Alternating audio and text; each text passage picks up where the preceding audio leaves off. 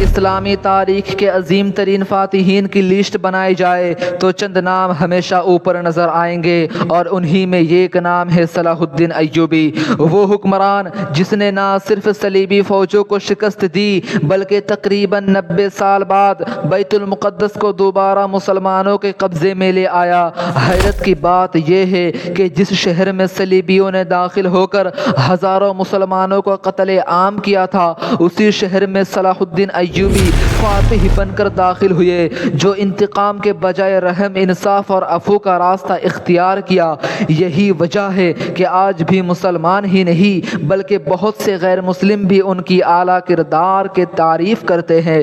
لیکن سوال یہ ہے کہ آخر ایک عام سپاہی کا بیٹا تاریخ کا سب سے بڑا عظیم مسلمان سلطان کیسے بنا؟ صلاح الدین ایوبی کا اصل نام یوسف بن ایوب تھا۔ ان کی پیدائش 1137 یا 1138 عیسوی میں عراق کے شہر تکریت میں ہوئی۔ ان کے والد نجم الدین ایوب اور چچا اسد الدین شیر کوہ اس دور کے طاقتور مسلمان حکمران نور الدین زنگی کے وفادار جرنیل تھے۔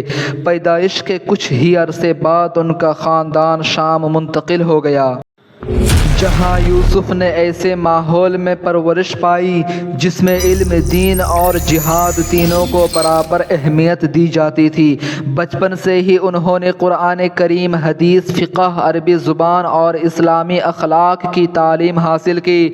اس کے ساتھ گھڑ سواری، تیر اندازی اور جنگی حکمت عملی بھی سیکھی۔ مگر دلچسپ کی بات یہ ہے کہ نوجوانی میں وہ جنگوں سے زیادہ علم حاصل کرنے اور اہل علم کے مجلسوں میں بیٹھنا پسند کرتے تھے۔ شاید اسی لیے بعد میں جب انہیں اقتدار ملا تو ان کی شخصیت میں بہادر کے ساتھ عاجزی اور عدل بھی نمایاں نظر آیا۔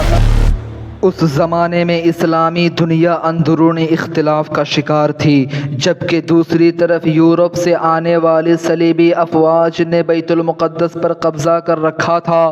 مسلمان حکمران آپس میں تقسیم تھے اور یہی کمزوری دشمن کی طاقت بن چکی تھی۔ نور الدین زنگی اس حقیقت کو اچھی طرح سمجھتے تھے، اسی لیے وہ مسلمانوں کو متحد کرنے کی جی جان سے کوشش کر رہے تھے۔ انہی دنوں مصر میں سیاسی بحران پیدا ہوا۔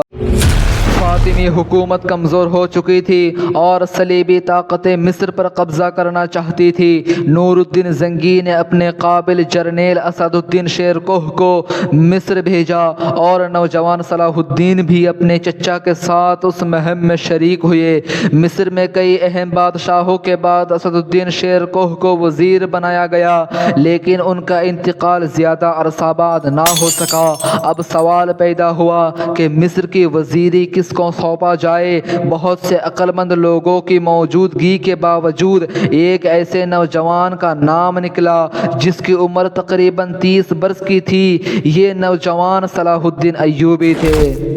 ابتدا میں بہت سے لوگوں نے انہیں کمزور اور ناتجربہ کار سمجھا، لیکن آنے والے چند برسوں میں انہوں نے ثابت کر دیا کہ اصل طاقت صرف تلوار میں نہیں بلکہ حکمت، عدل اور ایمان میں ہوتی ہے۔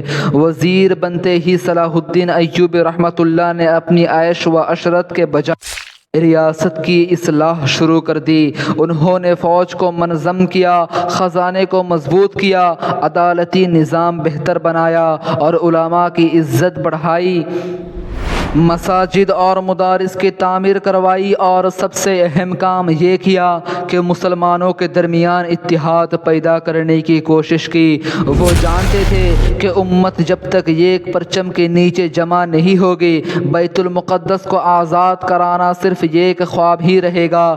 یہی سوچ بعد میں ان کی تمام سیاسی اور فوجی حکمت عملی کی بنیاد بنی۔ چند برس بعد نور الدین زنگی کا انتقال ہو گیا۔ اسلامی دنیا ایک مرتبہ پھر انتشار کا شکار ہونے لگی، لیکن صلاح الدین ایوبی نے بے مثال حکمت عملی سے مصر، شام اور حجاز اور یمن کے بڑے حصے کو ایک ہی قیادت کے تحت متحد کر دیا۔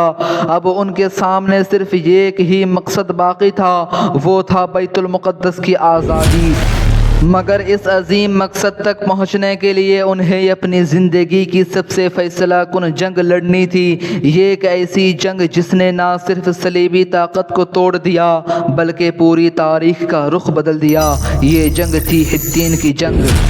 سن 1187 عیسوی میں وہ دن آ پہنچا جس کا انتظار پوری امت مسلمہ کو تھا۔ فلسطین کے قریب حطین کے میدان میں سلطان صلاح الدین ایوبی کی فوج کا مقابلہ صلیبی لشکر کے ساتھ ہوا۔ صلاح الدین ایوبی نے صرف طاقت پر نہیں بلکہ بہترین جنگی حکمت عملی پر اعتماد کیا۔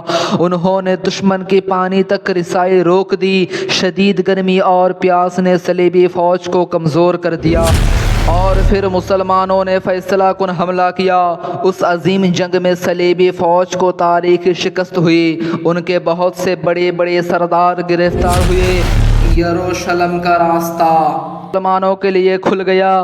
چند ہی مہینوں کے بعد صلاح الدین ایوبی بیت المقدس کے دروازوں تک پہنچ گیا۔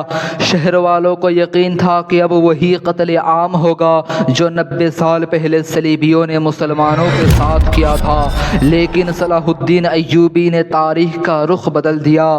انہوں نے عام لوگوں کو امن اور سکون دی، عورتوں اور بچوں اور بوڑھوں کو محفوظ رہنے دیا اور بہت سے قیدیوں کو فدیہ یا بغیر فدیہ کے آزاد کر دیا۔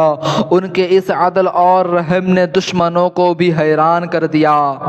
ذرا خیال کیجئے، صلاح الدین ایوبی حدیث پر عمل کرتے ہوئے جنگ لڑتے تھے۔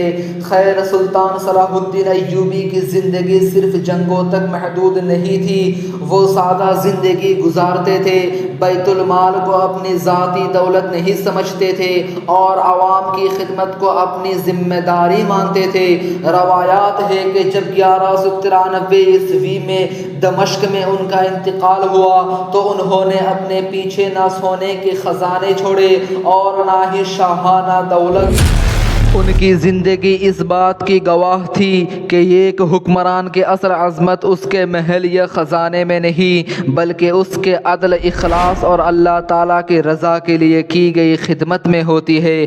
آج 800 سال سے زیادہ عرصہ گزرنے کے بعد بھی صلاح الدین ایوبی کا نام عزت اور احترام کے ساتھ لیا جاتا ہے۔ یہی وجہ ہے کہ صلاح الدین ایوبی صرف مسلمانوں کے لیڈر نہیں بلکہ عالمی تاریخ کے عظیم ترین حکمرانوں میں شمار کیے جاتے ہیں۔ جی ہاں، یہی صلاح الدین ایوبی ہے۔ اور اگر ویڈیو اچھا لگے تو ضرور لائک اور سبسکرائب کیجیے۔